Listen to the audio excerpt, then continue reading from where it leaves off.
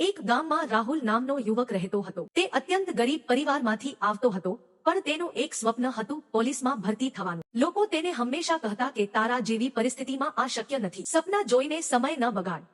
પણ રાહુલ પાસે બે મોટી શક્તિઓ હતી, શ્રદ્ધા અને સતત પ્રયાસ. પ્રતિદિન સવારે 4 વાગે ઉઠીને તે દોડતો, અભ્યાસ કરતો, શારીરિક કસરતો કરતો. ઘણા વખત સુધી તેનું પસંદગીમાં નામ નહોતું આવતું, પણ તે ન હાર્યો. દરેક નિષ્ફળતાને તેણે શિખર તરીકે લીધો. ઘણા વર્ષો બાદ જ્યારે ફરી પરીક્ષા આવી, ત્યારે રાહુલ સંપૂર્ણ રીતે તૈયાર હતો. આ વખતે તે નહીં માત્ર લખિત પરીક્ષામાં પાસ થયો, પણ ઇન્ટરવ્યૂ અને શારીરિક ચકાસણીમાં પણ શ્રેષ્ઠ પ્રદર્શન આપ્યું. આખરે તે પોલીસમાં ભરતી થયો. જ્યારે તેણે પહેલી વાર પહેરી, ત્યારે આખું ગામ આશ્ચર્યથી અને ગર્વથી તેને જોયું. જે લોકો ક્યારેય તેની નાની હિંમત પર હસતા હતા, તેઓ આજે તેના પ્રતિ નમન કરી રહ્યા હતા. જીવનમાં સ્થિતિઓ કેટલીય મુશ્કેલ હોય, લોકો કેટલીય વાર તમારું સાથ ન આપે, પરંતુ જો તમારી શ્રદ્ધા મજબૂત છે અને તમે સતત પ્રયત્ન કરો છો, તો સફળતા એક દિવસ ચોક્કસ મળશે. હાર એ અંત નથી, તે શીખવાનો એક રસ્તો છે.